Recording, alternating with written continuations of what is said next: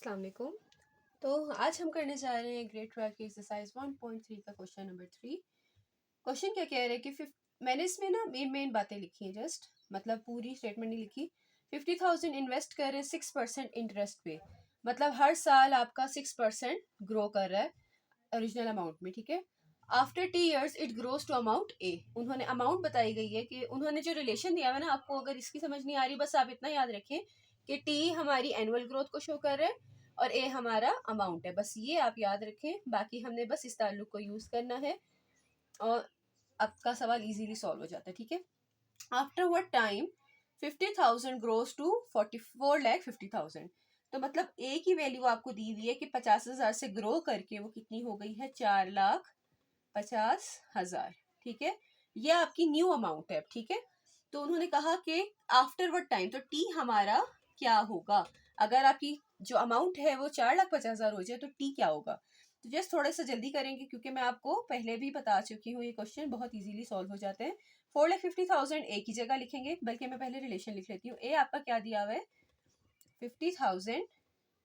A of T basically ए ही होता है, 1.06 power T, ठीक है। तो ए की जगह आपने क्या लिखना है, 4,50,000, ठीक है। यहाँ पे मैं 1.06 पावर टी इधर रखूंगी, टी की वैल्यू चाहिए ना मुझे, 50,000 उधर जाके क्या कर दूंगी, एक स्टेप में डिवाइड। आप अलग अलग स्टेप भी कर सकते हैं, इट्स अप टू यू, ठीक है।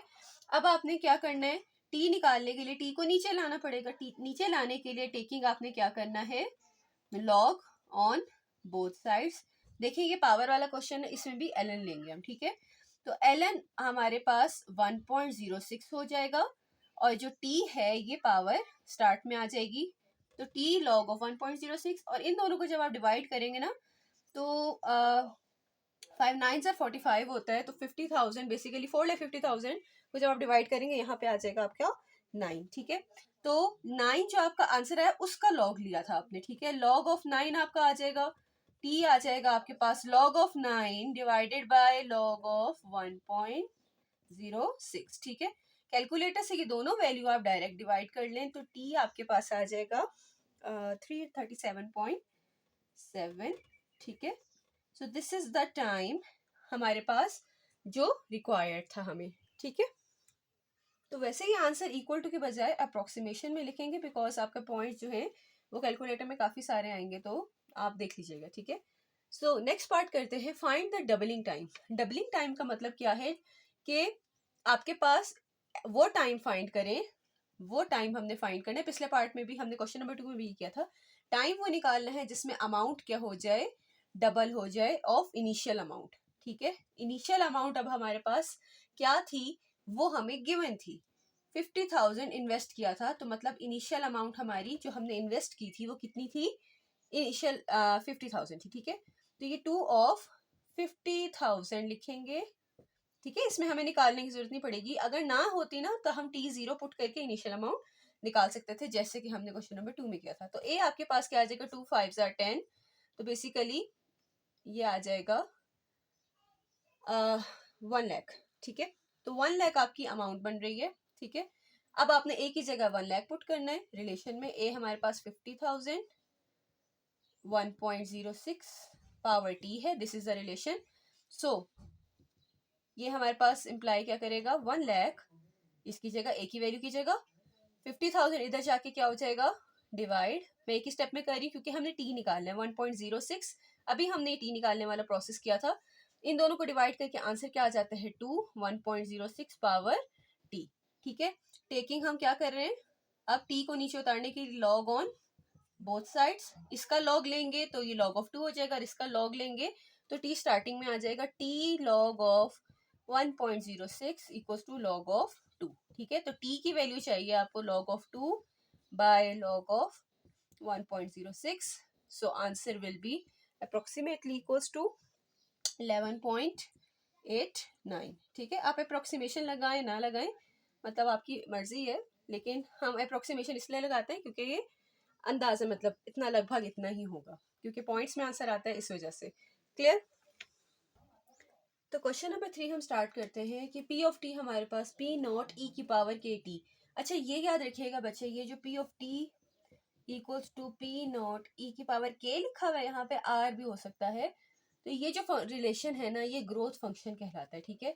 मैं आपको क्वेश्चन नंबर 7 क्वेश्चन नंबर 4 से पहले इसलिए करा रही हूँ क्योंकि इसमें ग्रोथ फंक्शन का ये रिलेशन दिया हुआ है। क्वेश्चन नंबर 4 में सिर्फ उन्होंने ग्रोथ फंक्शन कहा गया, जिसकी वजह से आपको ये वाली वैल्यू याद रखनी होगी कि आपने फंक्शन कौन सा लगाना है, ठीक है। तो क्वेश्चन में जो हमें ग्रोथ फंक्शन दिया हुआ है यही क्वेश्चन नंबर 4 में यूज होगा, ठीक है। सो हमें ग्रोथ के साथ साथ क्या बताया गया है कि exponential growth is 10% per year. अच्छा, ये पॉपुलेशन ग्रोथ भी हो सकती थी, अभी हमें ऑयल की ग्रोथ बताई गई है, पॉपुलेशन ग्रोथ के लिए भी पी ऑफ टी यूज होता है, ठीक है। सो ये हो गई ग्रोथ, ठीक है। जिसकी भी अभी ऑयल की ग्रोथ है तो ऑयल लिखेंगे, पॉपुलेशन की ग्रोथ है तो पॉपुलेशन लिखेंगे। जो आर टी है ना, टी हमारे पास टाइम हो गया पर ईयर, ठीक है, टाइम इन ईयर्स।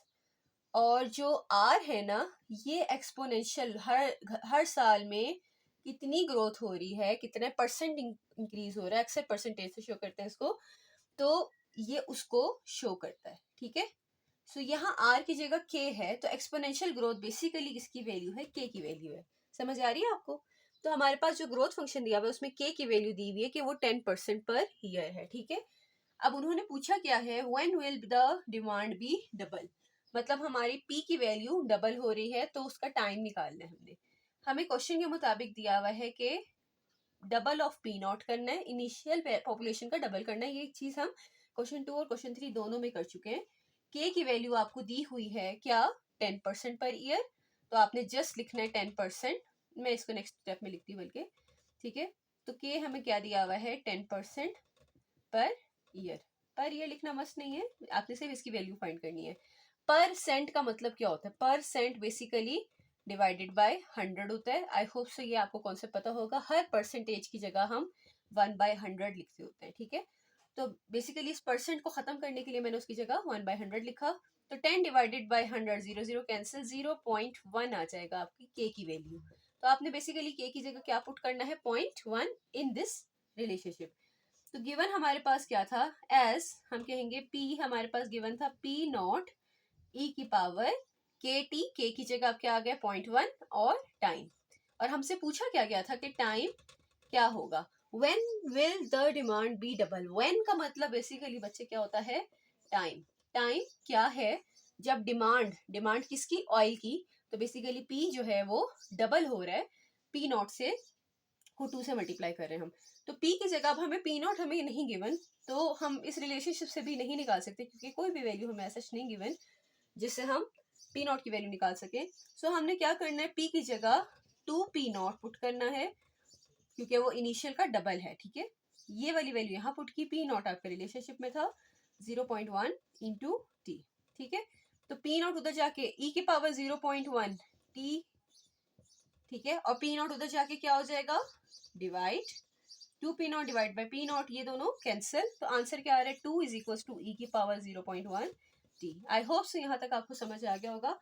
फिर आपने टी को नीचे उतारना है तो आपको क्या करना होगा, taking log on both sides. तो लॉग ऑफ 2 बराबर आ जाएगा, टी नीचे आ जाएगा 0.1 के साथ, तो 0.1 टी लॉग ऑफ ई, ठीक है।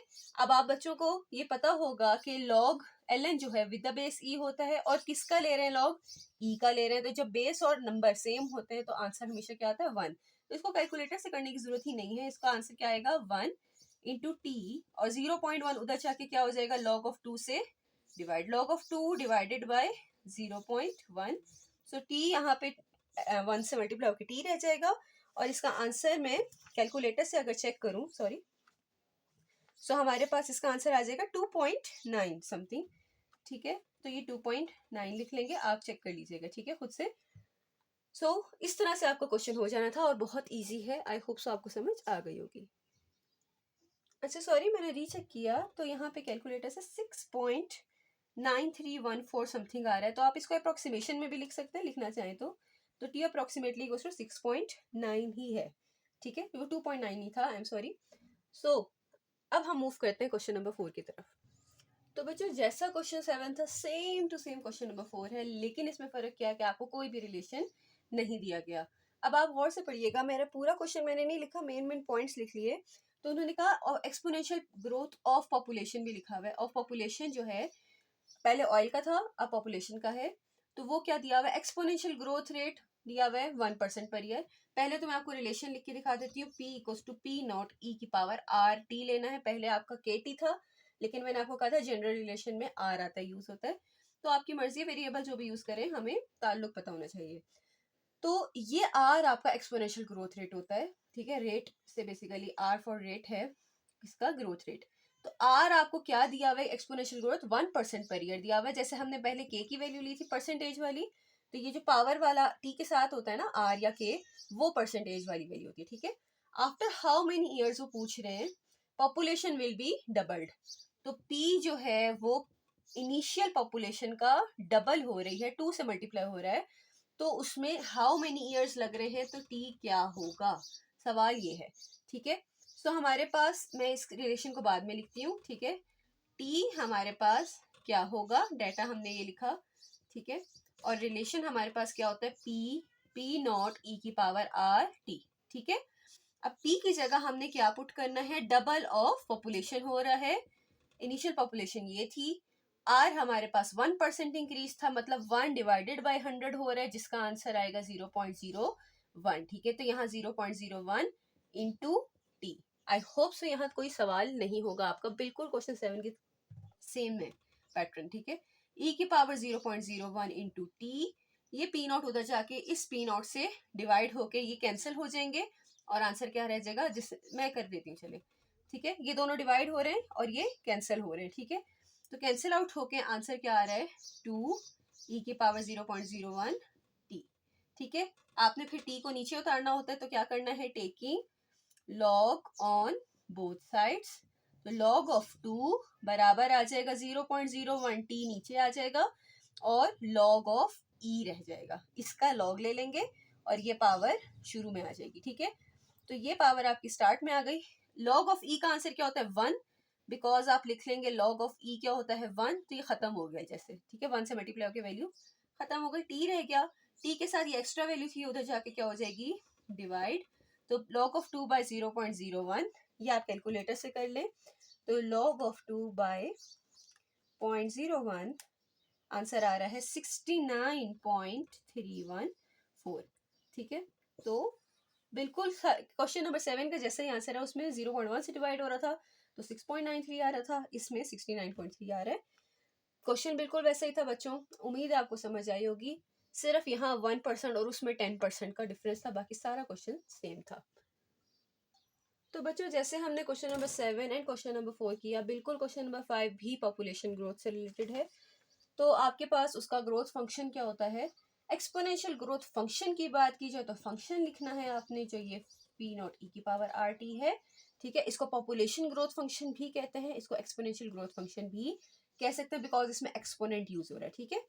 लेकिन एक्सपोनेंशियल ग्रोथ रेट आर होता है, ठीक है। तो हमारे पास क्वेश्चन पढ़ते हैं, पॉपुलेशन हमारी वर्ल्ड की क्या थी, 5.2 बिलियन थी 1990 में। मतलब आपको इनिशियल पॉपुलेशन दी हुई है पी नॉट की वैल्यू के, वो 5.2 बिलियन है 1990 में, ठीक है। और आपको रेट भी दिया हुआ है कि 1.6 पर ईयर है।